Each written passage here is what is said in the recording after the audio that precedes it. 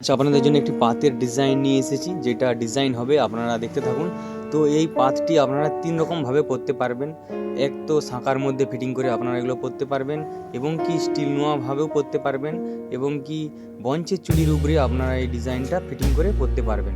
তো এই পাতটি ডিজাইন হচ্ছে, তো আপনারা দেখুন কেমন লাগে লাস্ট অবধি ডিজাইনটা। মাত্র ১২ গ্রামের আছে পাতটি, এবং কি হলমার্কের আছে।